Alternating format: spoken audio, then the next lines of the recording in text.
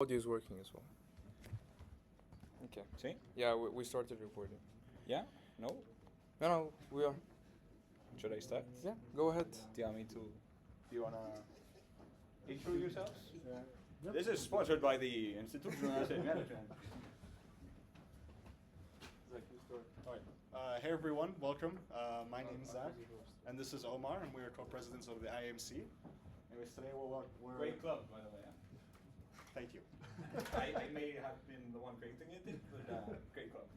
We consider ourselves the new step of management. It was formerly known as the Hedge Fund Club. I don't know if you know this. Yeah, the hedge and mutual fund club. Exactly. Yeah, yeah. Exactly. Okay. Anyways, but we're welcome to have you here for this event, and thank you. Thank you. Auto round of applause for myself.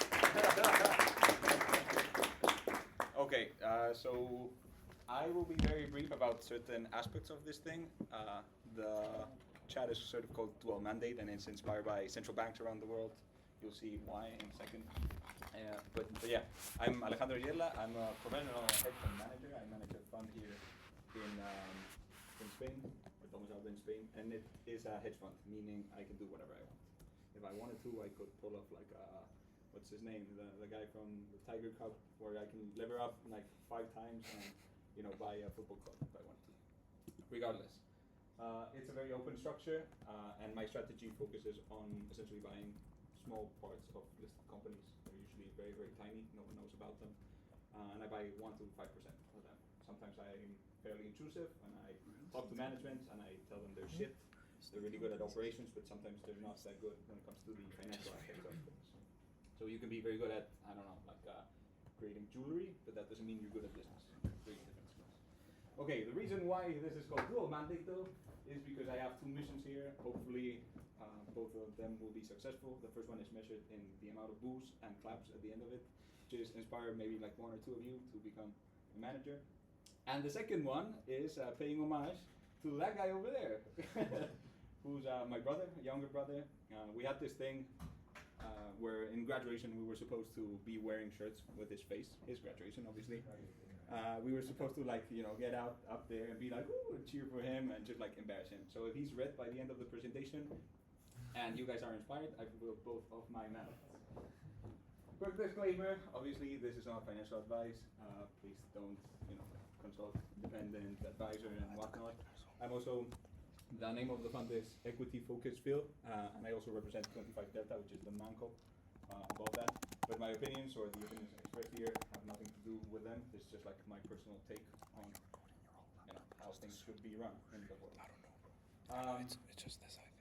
Second disclaimer: there's going to be a lot of stuff that you might think is unprofessional. It is unserious.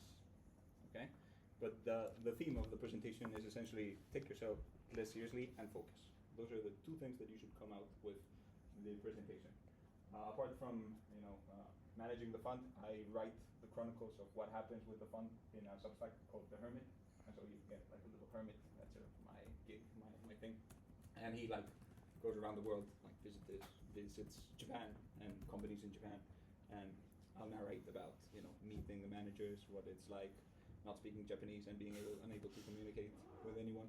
But yeah, please don't confuse unseriousness with unprofessional, because having fun is sort of part of the game, and that is what I'm trying to, transmit to you guys. And yes, the point is that regardless of whether you're a child or an adult, you're supposed to have fun and whatever you do. I go to work and I love it. I'll finish my show at 11 p.m. and I'll get my computer and continue working because I love this so much that I could just do it forever. And I think that is something you should aspire to have. Once again, just my opinion. You guys do your thing. You can go to investment banking and sacrifice yourself for money. Up to you. Not my sort of thing. This is the agenda for today. So I'm gonna give you a little bio of myself. This should take about 30 to 50 minutes, depending on how fast I talk. I'm gonna tell you about the theory of scuttlebutt investing, which is how I do the thing. It's probably like the 180 degrees of speculating. So I want essentially pure certainty whenever I actually buy a company or a piece of a company. The second part is I'm going to give you 3 companies. One I bought in 2019, the other one I bought a couple years ago, and the third one is one I bought like a month ago. So cars in the future, you can judge the results by themselves. Probably the last one will take like 2 or 3 years for you to be able to judge. Regardless, all of them are 10% positions, which is sort of my standard position. 10% of the money I manage, which right now is in the millions.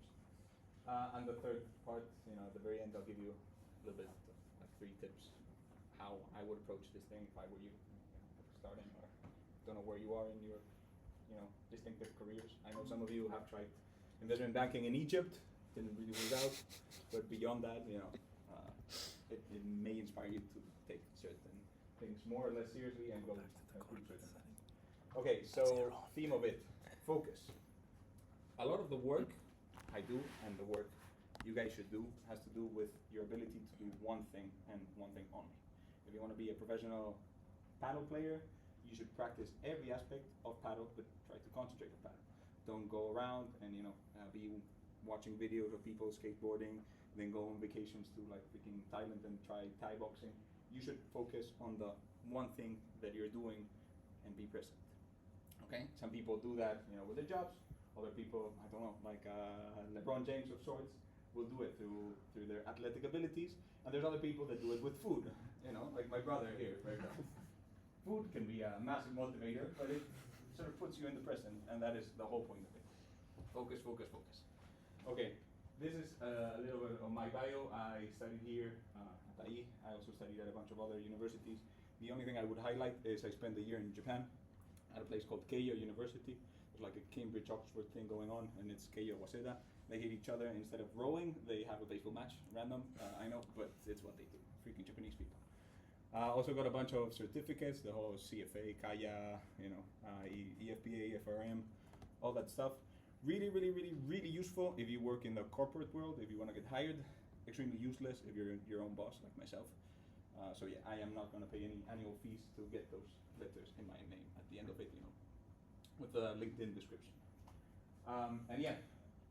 I also worked for a bunch of companies. The first one would be Canadian Pacific. I worked in Canada, essentially building massive infrastructure projects.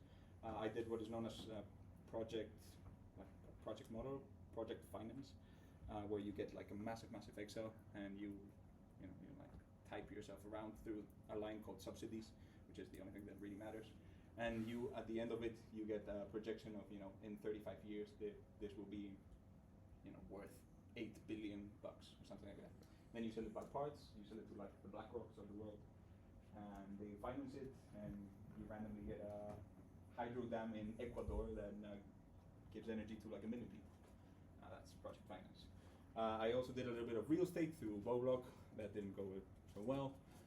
I was an auditor at the healthcare clinic way back in the day.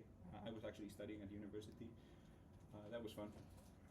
And this was like a psychiatric institution, and their accounts were a little bit messed up. I was there for 3 years. It was sort of a side gig.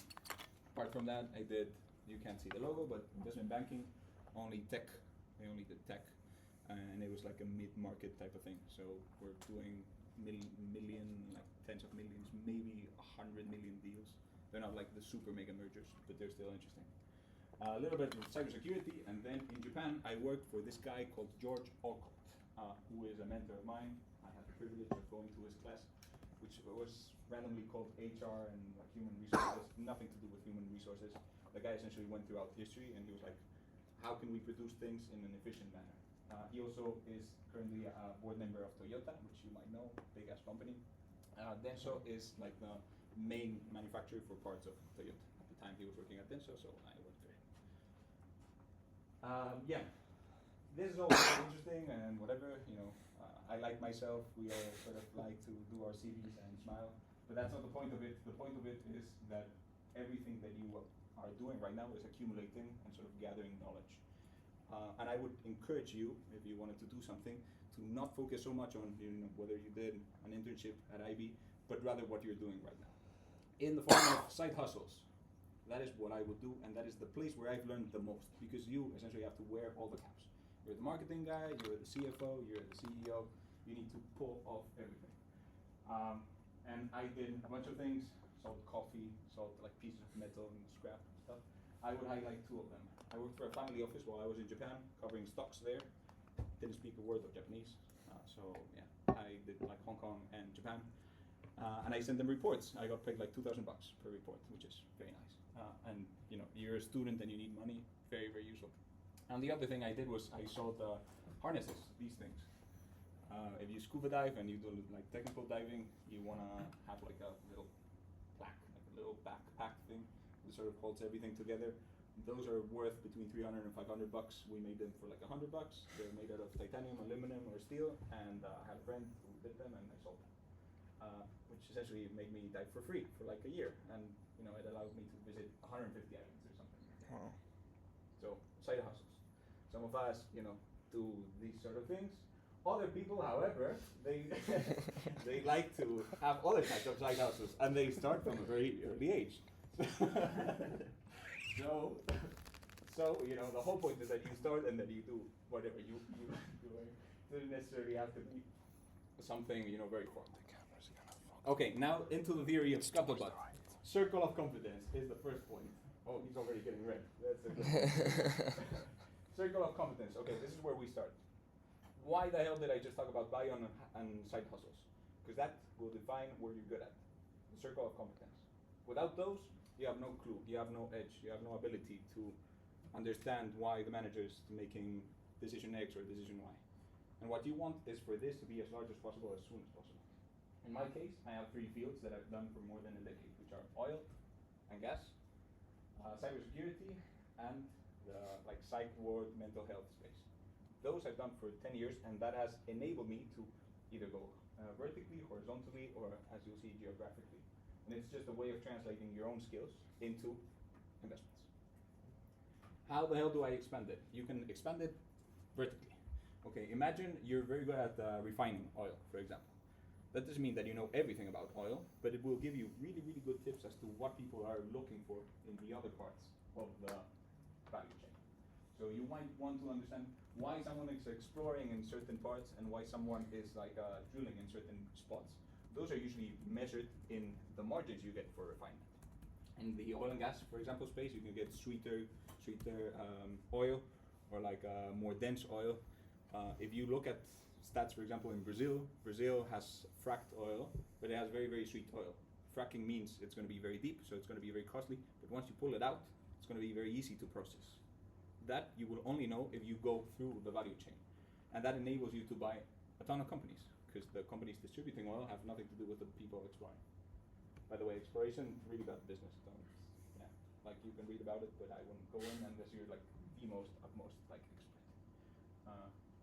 Same thing for horizontal. Okay, let's say I know elderly care, for example. Elderly care can be translated horizontally to psych wards. It can be translated to home care. It can be translated to nursing. It's all part of the same thing, or like adjacent to the initial thing that you started learning about. And that enables you to expand your horizon, expand your circle of competence. And the last one, obviously, is geographical. If you know a lot about, let's say, hotels in Spain, you can set up a similar operation in any other country. You do need to know about the jurisdiction, because there's always going to be jurisdictional difference. But when it comes to staffing, when it comes to OpEx, when it comes to spending much of money, when it comes to, I don't know, even permitting, you will have analogous situations whereby you can take your knowledge from one and you put it into the other bucket. Yeah? Okay, that is number 1. Number 2, financials and pattern recognition. You need to have an accounting background. You can't do this unless you can translate reality into numbers or numbers into reality, both ways. You need, for example, to understand KPIs. You need to understand CapEx, for example. What the hell is that? Why are they doing it? Why is it cyclical? You need to understand the cash flows of a company. You need to understand margins. You need to understand growth. And this comes from, you know, checking out the product. You can literally like test some of these products. It also comes from like disassembling this and looking at the parts. What is it made out of? Why is it this, you know, price? Why are they using this supplier, not this other one? And it all translates to numbers. Numbers are the second filter for a reason, and it's because you don't want to overspend. So some businesses they look very nice. The numbers say they're not a business. I got recommended a satellite company in Argentina like a week ago. I looked at the thing. It was selling like 18 million bucks worth of things, and it was losing like 50 million bucks. That is an idea of business. That is not a business. so be fluent in accounting. The third part, which is scuttlebutt, is about interviewing people. It's about gathering information. This is a concept created by a guy called Phil Fisher. I don't know if you know who the guy is, but fairly old guy, born like 100 years ago. He was very keen on understanding why parts moved. And so what he did was he started talking to people. He started talking with random stakeholders, like your clients, your employees, your managers, your suppliers, everyone that's involved in the process of creating your business. And at the very end of it, and this is my personal take, you also talk to people like management and people like investors. I would keep those at the end because they're usually professional salespeople. So unless you have a very formed opinion of what this thing is and whether it's good or bad, those people will convince you that it's very good. You need your separate independent opinion first, and then you go into the weeds of what management actually wants to sell you. Yeah? How the hell do I gather information in order to actually act on that information? Well, with all this information, going through the circle of competence, the financials, and the interviews, what we're trying to do is we're trying to assemble a mosaic of information. We want to get information that is not priced into the company. It will eventually be priced into it, but you can be there before that. So for example, if I look at the sales that a company is having, the sales can be off the charts because they signed the contracts, but those contracts have not been registered by the other shareholders or the other people in the market. So it's not priced in. And it can be, you'll see like a 50% discount on a company that is already guaranteed sales of 20 million bucks, but it's only selling 10 million because everyone is looking at the past. They're not looking at what's supposed to be. And what's supposed to be is the only thing that matters. It says trading edge, but I actually say it's more of an informational edge that I develop. And with that in mind, how much information do you need to act on it? I'd say it's 50%. Okay? This is very subjective, obviously, but you will never have the full picture of things. Not even the CEO has a full picture of things.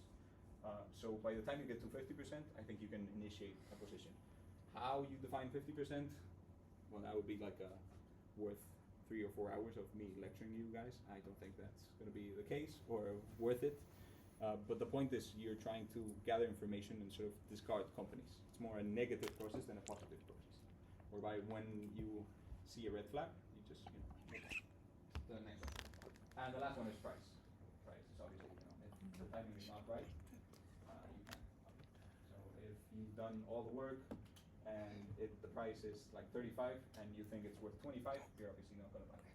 However, your time is not, it's not spent poorly because two things happen. The first one is you learned about the company and the sector, and the second one is that information can be executed on a later date. So the prices go down, you already have the conviction built. You already know about the company. Hopefully you're like top 1% that knows most about that company in the world. So you're just waiting for the price to match your other information. Yeah? Okay, random picture, obviously. I don't know where this came from, but to summarize the whole thing, what we're looking at is to build a circle of competence, to build the financials, to develop your edge through the scuttlebutt process, and finally we're looking for the price, for the right price. Yep. Okay, that's the theory. We're going to look at the practical side of things. Limes. Do you know what limes means? By any chance, any German speakers here? Okay. Limes, you might know this. Do you know what limes is? I don't remember. I mean, I know the company, but I don't remember it. Limes was the old name for the edge of the Roman Empire. So the Roman Empire went through, essentially Europe, but they had this line for barbarians. And the line, you can equate it to like Donald Trump's wall with Mexico, was called Limes. So, dividing the world, Limes. No, I'm kidding, that's not their slogan. So Limes is essentially a super luxury hospital, healthcare facility. And what they do is they treat about 6% of the population in Germany, only the high-end people, because they charge like $1,000 per day. Very expensive, if you ask me. Especially when you know that the average patient stays there for like 6 to 8 weeks. If you do the math, that's like $50,000 for therapy. I don't know if you have that kind of money, but that's, it has to be very good therapy. Regardless, it's all sort of commanded by this guy, Dr. Gerd Frank. He started the business when he was like in his late 50s. with the mission of saving his wife because they had like a healthcare problem there. He was a former investment banker, so you know it works.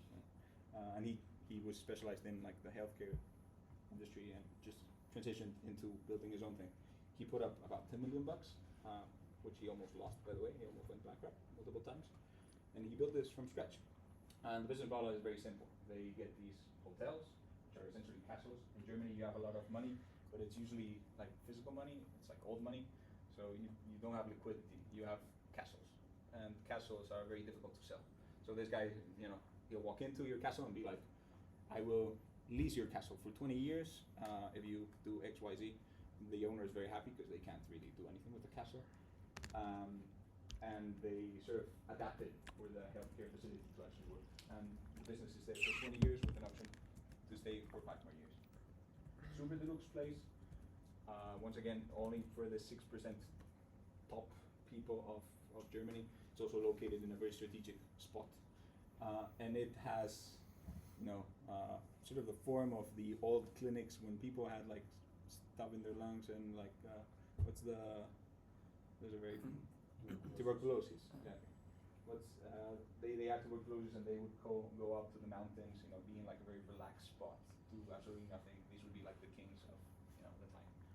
Anyway, they had the plan to sort of do this in Germany, but they randomly bought out Paracelsus, which if you thought that the other business was good, this is ridiculous. Paracelsus is exactly the same thing, but for like Saudi royalty and like Hollywood actors. This thing costs about $150,000 per week. And they have like a super exclusive clinic in Zurich, in Switzerland. They'll fly you in, super private, no one knows who you are, and you have like 30 people looking at you. This was the initial sort of evaluation for me. The only thing that really matters is this thing. This is my complicated math. That is how I value the company. In 2019, I discovered this. It was priced at like 29 million or 30 million. And I did the math with this guy. He's going to build 8 clinics in Germany, which he has 5 right now, by the way, with an average of 120 beds per day, which is capacity. He has 400 beds in 5 clinics right now, operational, so this number is not really correct. It's about 90 at 80% capacity and $500. Once again, this back in the day was $500. This is $1,000 today. That's about 140 million bucks. 25% of that, which is their margin with 80% capacity, is 35 million, and with a regular multiple of just random 10, which is sort of the industry average, you get 350 million bucks. 350 million buck valuation when the thing is priced at 29 million. Is it a good investment? Well, I think yes. The price of it, I think, is at 400 net right now. I think we bought it at 93. Where it says 10% allocation. Okay, that is business number 1. Business number 2, Spartan Delta. Spartan Delta is a company that I discovered a few years ago. They do consolidation of oil and gas in Calgary. Calgary is, I don't know if you know Alberta, but essentially where all the oil and gas comes from in like Canada. These guys have a very unique strategy because they get stuff no one wants, like mom and pop shops, very tiny for like the massive players.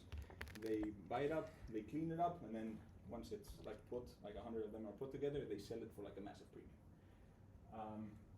And they're sort of based around Alberta. This is essentially the only place where the piping is predisposed, so it's the easiest place where you can set up shop in Canada. And it's commanded by this guy, by Fotis and his son, Marin. Both of them have done this in the past multiple times. They've actually done it 4 times. The first time they did it, they got a 135% return. Second time they did it, 125. That's wrong, actually. It's not 135, it's 133, but you know, it still works. And the third time, it was 35%. These are compounded annually. That is 1 year, that's 1 year, this took 3 years. So 3 years at 35%, that's like 1.5 times your money. It's a ton of money. And now they're doing it for a 4th time, and that's why it's called Spartan Delta. Delta 4. They sort of already did a really good job at this. At one point, they gave out about 300% dividend yield a few years ago, I think 22, 23. But in that deal where they sold half of their assets, they kept the Duvernay assets going, which is like a massive cash cow. And they bought, no, excuse me, they bought the Duvernay and they had half of the money going for them. Duvernay is essentially an extremely promising thing. They should essentially multiply by 3 times what they're doing right now in capacity. You don't have to be an expert, but I'll guide you through this thing. Where it says IP30 on each one, these are drilling sites where they put a little well. They tested the site. If the number is above 1,000 barrels per day, BOE per D at IP30, IP30 is just like a probability measurement. So you know how you can do like when you have like a normal distribution, you have like percentages. The same thing. IP30 is one of those. Anything above 1,000 is ridiculously good. So they drilled 4 times and they got 3 above 1,000. Yeah, there's also different with different liquids and gases, because when you extract oil, you also extract gas. But it's extremely promising so far. And they're just like buying land with the people that are surrounding us, which no one really wants. And yeah, we bought this at 278. I think it's trading at 6. That's from yesterday. So I think we're doing pretty good so far. It's sort of fairly valued at the moment, but it should keep on increasing because it's just a cash printing machine. They're taking the cash from one and just injecting it into the other, and they have a pretty good idea of what they're doing. Okay, business number 3. This is the future. I'm pretty sure you've heard of SpaceX, like thing, renewable rockets, going to space, all that good jam, reducing the prices of everything. They have 2 sorts of brakes. They have an air brake, which is the thing that gets grabbed on when they like land right now. Air brakes are just like the final thing. And then they also have heat shields. So in order to re-enter the atmosphere, you need something that protects the rocket, particularly the combustion part of the rocket and the engine, because that's where the money goes. These guys are designing the shields for SpaceX. They're led by Eric Ayerman, a guy who has like a rags to riches sort of deal. He was part of the original company called OmniLife in 2007. They got spun out. He was an intern at the time. He's now the CEO of the company. He's grown it from nothing to, they should have revenues of 6 million. Well, they had 6 million last year. They should have about 12 in 2026, because that's already signed, by the way. They just released a new facility. They even though the company is listed in Canada, they're only really producing stuff in California. They worked at Cerritos, and now they set up shop in Santana.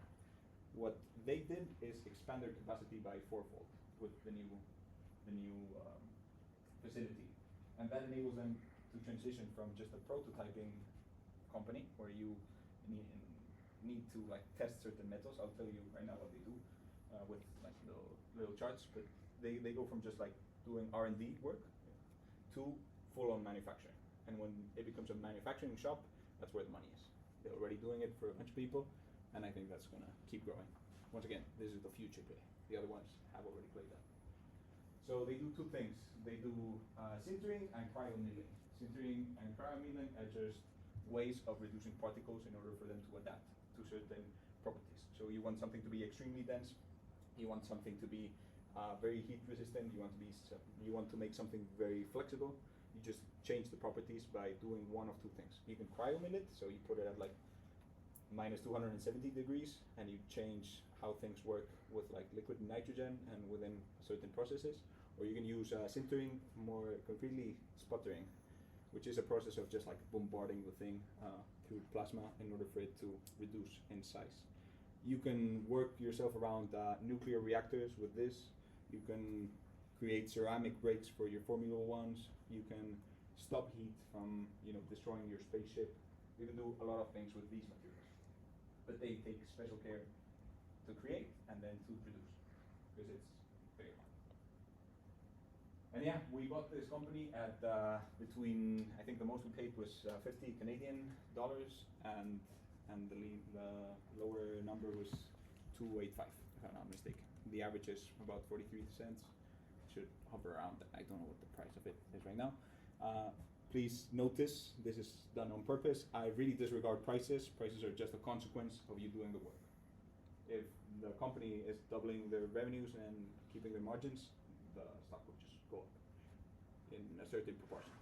You need to take into account stuff like dilution and stuff like that, but in general, if a company, the underlying does good, this thing should crank up. That was sort of the graph for now. This is a DCF. Once again, don't know if you know what a DCF is. It's just a way of calculating the price of a company. If you take into account that we have perfect information until 2026, well, the rest is just a projection of it. We get to about a market cap of 65 million bucks. 65 divided by the number of shares is about 120 US dollars or 169 Canadian dollars. That takes into account, that does not take into account stuff like dilution. So if this number grows, the share count grows, then this number will be lower. But in theory, this should be the price of a company right now. At 40 cents, that's 4x. I'm very happy with the difference between value and price right now. Yep. And so that is sort of the summary for our little trip into the past, present, and future. Happy to answer any questions, by the way, at the end of it. So, you can write them down, or you can just enjoy my brother's video of him getting treated when he was about, like 2 years old?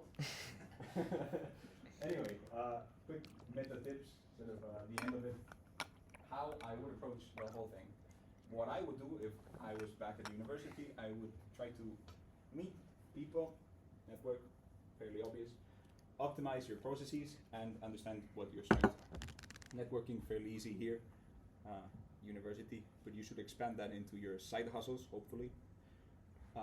The optimizing of the processes, it can be anything basic, like, the freaking Jordan Peterson make your bed type thing. But it can extend to, I don't know, you want to be a professional pool player. Well, you should be watching YouTube videos, you should be doing it, you should hire a teacher, you should find mentors, you should find colleagues that sort of push you that way. Regardless of what the process is or what you want to achieve, you want to optimize the process and just repeat and recur and just keep learning at it. And the last one is understand your strengths. I've never understood why, when you get like really good grade in English and then you have like a failing grade in math, everyone is like, oh, you should get support for math, blah, blah, blah, blah, blah. Well, that's complete bullshit in this world. What you want is to focus on the stuff that you're good at and double down on that. Because being a specialist in this world has a premium. Being average really does not. So for the networking thing, I'm going to give you an example. Here at IE, I met a guy called Francisco de Juan. And his number two, a guy called Alvaro Pasquin. They are the managers of Alantra EQMC. Alantra EQMC is a fund that does activism. They manage about $1 billion and change, which is a lot of money, at least for me. And what they do is they take a stake in a company, they buy like 20%, and then they like make changes. In their portfolio, they'll only have like 5 or 6 companies. It's like super concentrated. But they change management, they like split businesses. They, in a very friendly approach, they unlock this, value that I showed you with this thing.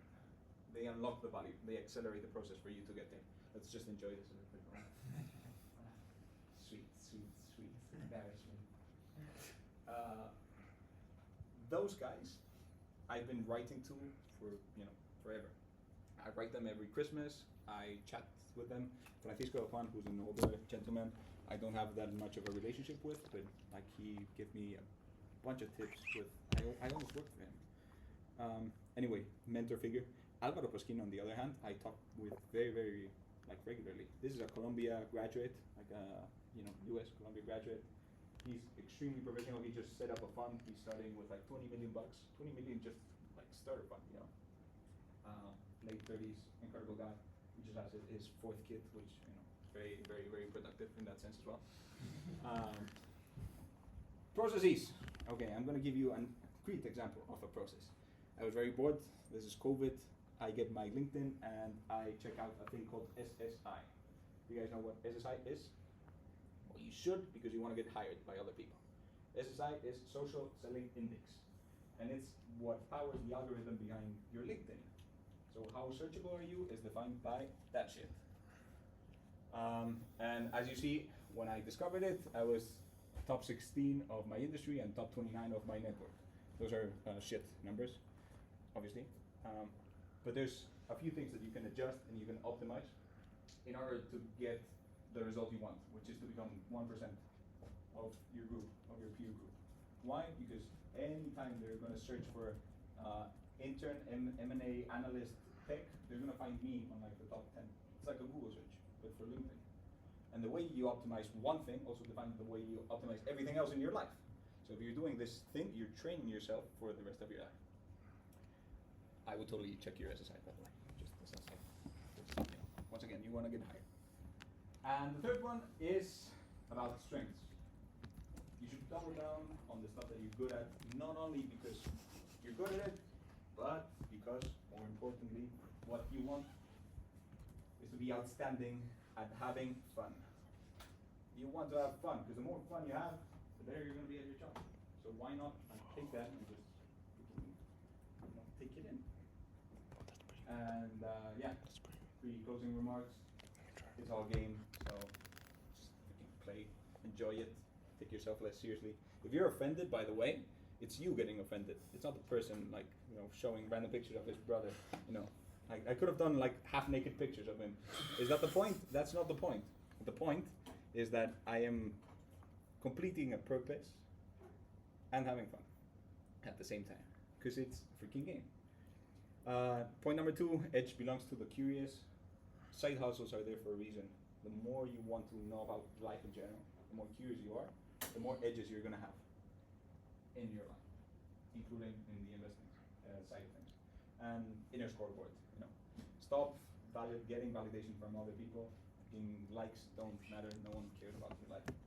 What you want is to understand whether your processes are good and whether the results are matching. So if you have shit results but your processes are correct, eventually you will win. The opposite is also true. If your processes are shit but you're getting good results, eventually you will lose. Focus on the stuff that you can sort of validate for yourself. And with that, Q&A time. Woo! By the way, that's the QR code for the Hermit thing. You guys are students. I only give out free stuff to Carlytic shareholders who have suffered a lot, and students. So if you click on the link and sort of type this in, you get 7 days for free. And you can check everything out. I have like 50-minute super in detail write-ups of every company I showed and like about yeah, give me your emails. Ooh. How long do you typically take between the moment you start studying interesting company Yeah. until that you buy? I think it takes 3 to 6 months. Some of it can be very, very quick. For example, I found a group in the UK fairly recently, 3 or 4 months ago, U Group, which we talked about at one point at like 1 a.m. And for Yago takes my calls at 1 a.m. I was like super pumped. Oh, I found this thing, and he's like, oh, just let me see. And they do smart metering. This was like, I thought it was a scam. I read the thing and I was like, this is impossible. This makes no sense. I discarded it and then I sort of looked at it again 1 month after that. In the case of you, I think it took like 2 months because I had like 4 or 5 interviews with the guys, and then I talked to the CEO. I already had decided that I was going to buy. And the CEO was okay, but the business is so good, it's ridiculous, super sticky. Other stuff like Limes, for example. Limes had like a 2-tranche thing. I bought it in 2019, but then I bought it in 2022 again.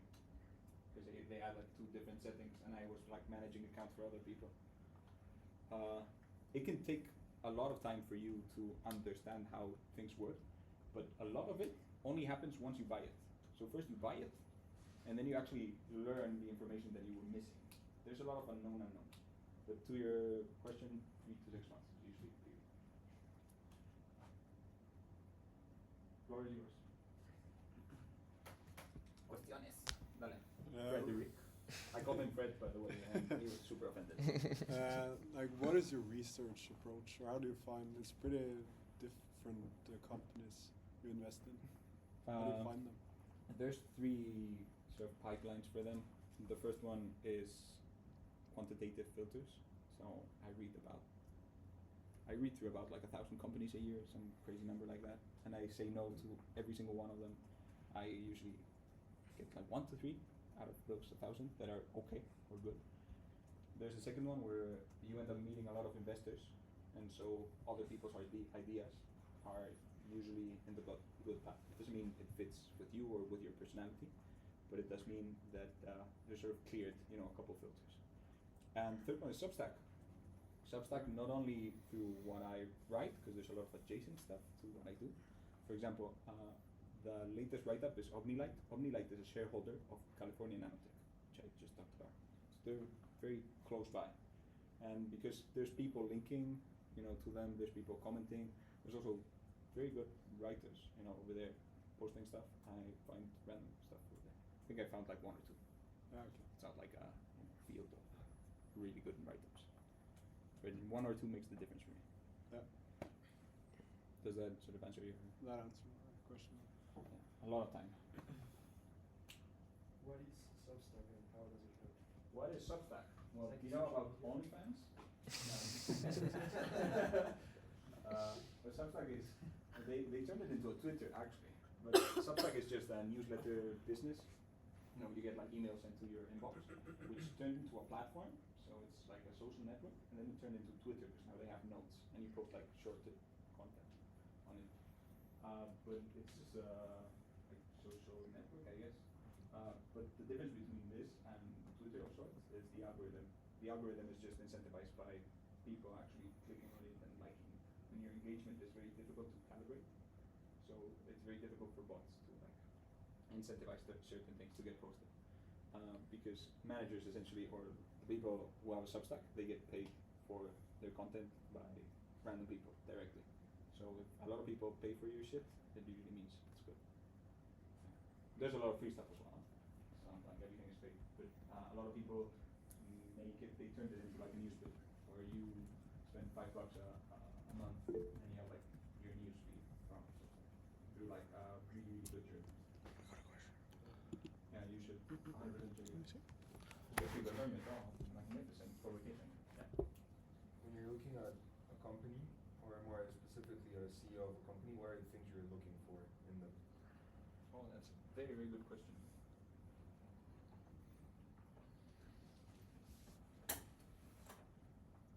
I think it's more the stuff it's more the red flags than the Atlas engineered, okay, really good Canadian company. I met with the guy is Egyptian actually, fantastic guy, emigrated to Canada a long time ago. When he emigrated, he had a degree in industrial engineering. He came over, he started sweeping McDonald's. And he was so good at sweeping McDonald's that he got promoted to manager at the McDonald's. And he's like a serial competitor, so he just wants to like win. Right now he has like a net worth of like 20, 30 million dollars. He doesn't give a shit, he just wants to win and keep winning. That mentality is something I don't think you can get taught. It's something that you're like born with. But beyond that, there's usually red flags. So the reason you get all the information before you talk with these guys is because you're validating stuff.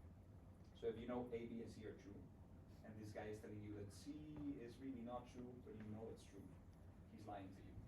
And those are the characteristics you want to avoid, and you're checking for the red flags. It's a process of elimination, just like the other stuff. The financials are, once again, process of elimination. It's not really that you're looking for certain margins. It's more that if it doesn't have a margin or if it's losing a ton of money, it's an automatic no. Yeah? So we actually have a question from someone on the Google Meets. You mentioned that some of the areas you specialize in are oil and gas. Yes. What are the first steps to build a circle of competence in a specific field? Well, it really depends on the field. I think oil and gas is a very professionalized sector, so I think it's harder. I work for the family office, research reports and all that good stuff. Those guys were specialized in Latin American debt, and particularly debt in like oil and gas companies. So it just came in naturally through the stuff I did. I don't think you can look for something and be like, oh, that's gonna be my field. It's more a product of your mentors and the people you hang out with. Like, I don't know, imagine you have a friend and your friend is like the granddaughter of the LVMH guy. Naturally, you're gonna have an advantage when it comes to luxury goods. So just take that advantage and run with it. I don't think you can determine a field and just go for it. You can do that for an asset class, however. Because if you're looking at equities or you're looking at debt, you can study those sort of interdisciplinarily. It doesn't matter whether it's oil and gas or anything else, but it's stuff you need to understand in order to put your money into it. Yeah. Does that answer your question? Yep. Talking about when you pick companies to invest in, do you ever get, not biased, but do you prefer the companies where you're experienced in, or you just try to maintain it like as objective as possible, number-wise? I think I'm more strict with companies that I'm experienced with because I have absolute measures and I have relative measures. So if I'm going like the U Group, for example, the company that I was very passionate about talking to Iago before, that's an area. They sell electricity and utilities. Okay, it's an area where I'm really not that familiarized with, particularly in the UK market. They have like their own thing going on. I think I'm more lenient with those guys because I'm learning about it through the process. If I'm going to an oil and gas, like the guys from Calgary, I know exactly what certain KPIs mean, and I know when they're bullshitting me. So for example, I'll ask for hedging, which is ensuring your profits are within a certain range. And depending on their hedging strategy, I will automatically discard them. Hedging is just buying futures for oil in this case, because your business, your underlying business is oil, and you want to have a more stable price. So instead of going to the market and selling for like $70 today and 60 tomorrow, what you want is an average, and you buy futures, you spend $2 and you have a constant price of 68. Depending on how they manage that, it tells me a lot of whether they're experts or not. But the only reason I know that is because I've been there for a long time. So I'm usually way harsher with the industries I've been in. Thank you. You said normally buy around 5-10% of risk, right? So Well, 5% of my portfolio. Yeah. It's not 5%. Oh, right. I usually buy 1 to 5% of the company, Yeah. but it equates to 5 to 10% of my portfolio. Yeah. My question is, why you selected that figure, and have you ever thought of going a bit more, perhaps, on your portfolio having I actually, more than 10%? I thought about this very deeply at one point. The answer is it's arbitrary. Just no. It's arbitrary. Like the fact that I choose 10% and not 20% is more a product of real risk than anything else. If it were my personal portfolio with some of these companies, I put like 30% of my money. But because it's someone else's money, I chose 10% instead of the cap. It's not really the cap. 15% is the cap. It's not a statutory cap. It's just like in my mind. But yeah, I guess diversification is good for like volatility, because a lot of these companies are super volatile. They'll go up and down by like 10% in a single day. And so when you have other people's money in the show, you want to not stress them out too much. My personality sort of enables the fact, once again, going back to the strengths, my personality enables me to get that swing and be able to sleep like a baby. I like, seriously, I really don't care about the volatility if I know about the underlying and how it operates. But other people can't really stomach that. So to answer your question, completely arbitrary. Very risk. Yeah, I want to ask, do you have a specific set of KPIs I like to monitor closely before investing? Because last time I went to a search fund, and the managing partner always had like a specific, like non-negotiable set of KPIs that like had to be met. And if they weren't for the source companies, and that's like an instant discard of the company. So do you have like a specific set of KPIs, or is it like is it various, or like is it vary depending on the company? I would love to show you the last thing I posted actually, because it answers your question perfectly. I look at 5 things, but they're very sector dependent and they're very company dependent, because geographic, like stuff like geography, where you operate, who are your competitors, who you're connected with, change these a lot. What I look at is debt. Obviously, if you're indebted, well, shit. I look at dilution, so you spamming out shares, it's a really bad sign. I look at growth in revenues and margins, pretty simple thing. The margins, for example, would be one of those things that change. If I'm looking at retail, I'm expecting 7, 8, 12% margins are fantastic in retail. If I'm looking at Alnano, I'm expecting 30% margins. For the hospitals, maybe 40% margins, because that's very relative. And then I would look at the people. Those would be my KPIs. Like management? people, how they're sort of connected between each other, how they're, you know, like if we both know a guy that manages a restaurant, you will know things I don't. So by talking to you, I'm able to sort of gather information that complements my own. If that doesn't match certain aspects I want, then once again, it has to do more with stuff like integrity, very soft skills. It's not really that, you know, like this guy plays tennis or some random thing like that. It's more whether they're very honest, they're upfront, whether they're lying. I don't know. If their dad had cancer, for example, that would be extremely relevant because that's a very distracting thing for your business. If you're going through a really, really, really tough divorce, very relevant. I may know the guy, but you have that information, and so by sort of sharing that, it creates scuttlebutt process. You may have mentioned, but do you normally like talk like personally with the management to try like to Yeah. but I mean that's of course possible for like individual level. No. You can do it. Anyway, that's what I would like to First of all, can you expand more on that? these are not the Googles of the world. No, yeah, of course. You These are cannot not, like contact Exactly. You're not talking to freaking Elon Musk or some random thing like that. like for small caps. Do you think it's possible? Like how do you do it? 100%. I looked at stats.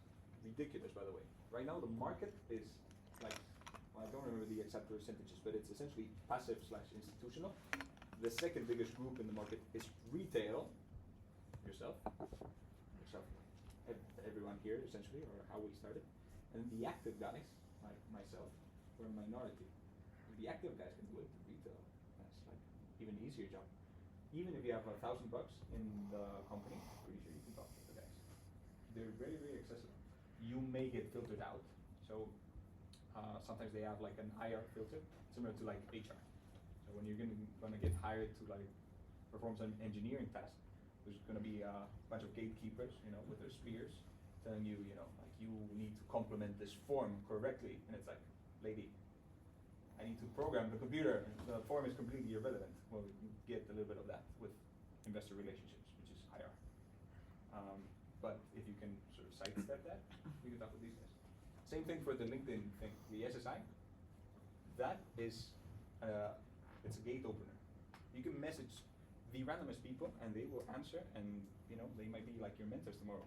They might have a job offer for you, for example. How do you like can you describe like how would you do like the process of like contacting like not the CEO, but I mean the management of one of the companies I invest, like not for you, but like for an individual, like us. The first thing I would do is try to see if there's a connection. So you may not know him, but there might be a third person that you know, both know, and that's the easiest way. You know, a warm welcome. Email, LinkedIn would be number 2. Pretty straightforward. You're gonna get it ignored a bunch of times, but that doesn't mean that it's not worth it, or that at the end of the day, if you do it with 10 people, there's gonna be 2 that answer, and those 2 will be, well, they'll be companies that you can invest in. The other ones are discarded. Yeah, I have like a bajillion recorded interviews, and they'll start with me doing some random icebreaker and telling them how annoying their investor relations, you know, are. But if I can do it, you can do it. Yeah, up until my fund only got approval a few months ago, by the way. It officially started in April this year. I've been managing accounts for like the past 5 years, like separately managed accounts, but they all only got officialized in April this year. So up until April, I was technically in your shoes. Technically. I'm super persistent and a bit annoying, so I don't know about yourself. But Yeah, I was gonna ask like, how do you go about like finding your clientele? Like, is it like they come to you that's to the hardest part. like, there's a lot of, I don't know, resources out there. There's a lot of different, I guess, hedge funds. Like, how do you, yeah. You need to know people, basically. The networking part of things really helps.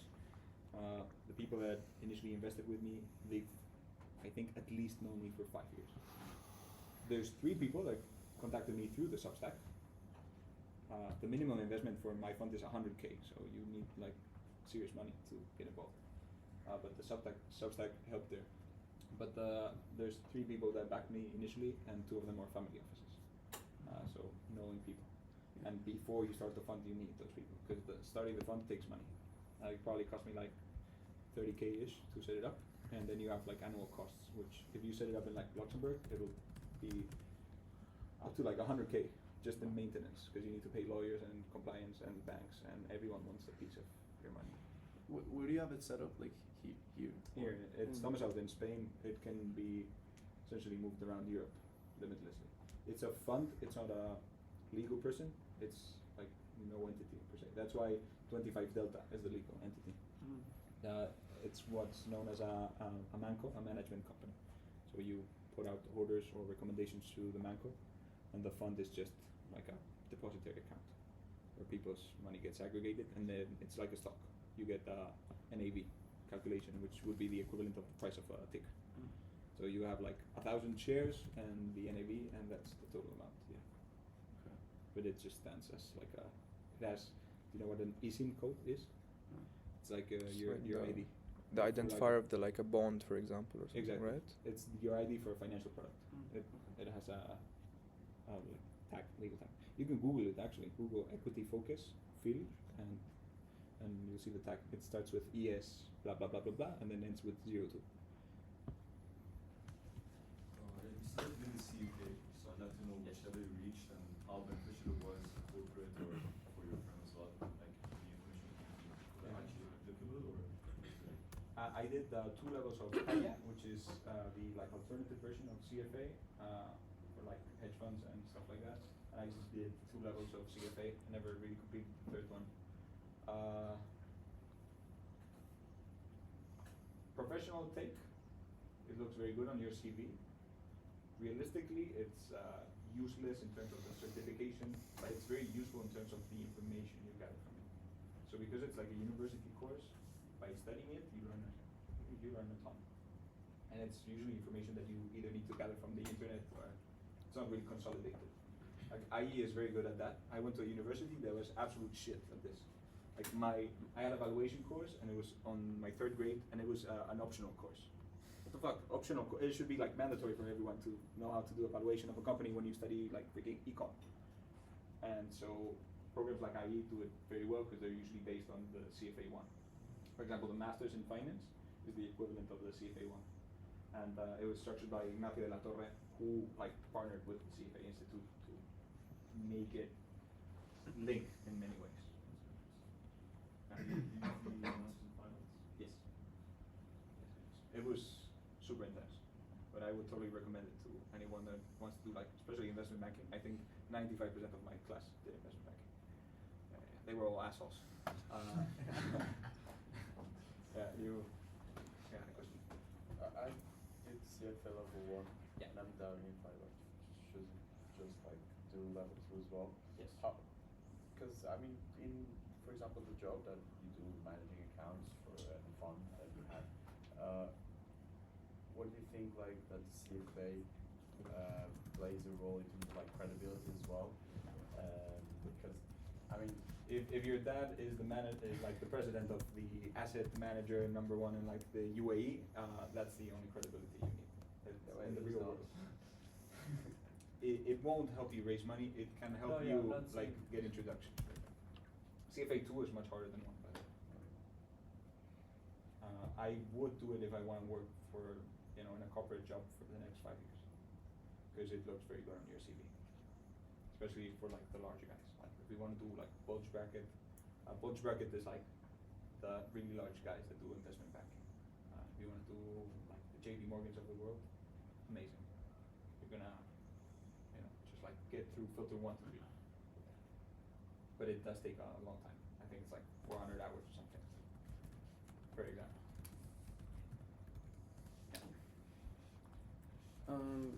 I'm personally trying to pursue a career in like portfolio, sorry, asset and wealth management.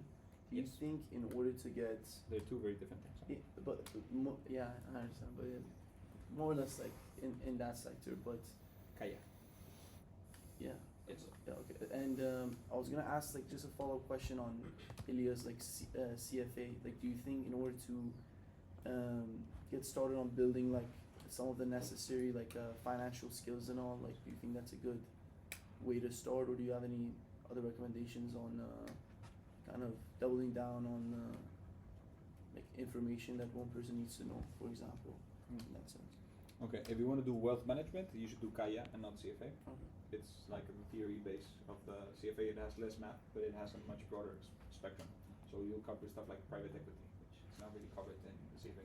Like the CFA 3 covers volatility swaps. Volatility swaps are like exchanging bets on what the realized and implied volatility for a certain stock or index are going to do. That is taught in Kaya 1, and it's CFA 3. Okay, very like specific examples. You want the theory of that, you don't want the math of that. The math is taught in the CFA, the theory is taught in the Kaya. As for stuff that you want to do in order to get there, CFA is very useful for like general knowledge. I would probably go more towards buying a bunch of biographies and reading through what people in the past did. For example, if you want to do trading, you have Market Wizards. Market Wizards is just a series of stories. If you want to do wealth management, something more like slow-paced, like Richer, Wiser, Happier is very good. If you want to do activism, you can go to like the Jeff Graham book, Dear Mr. Chairman. Amazing book.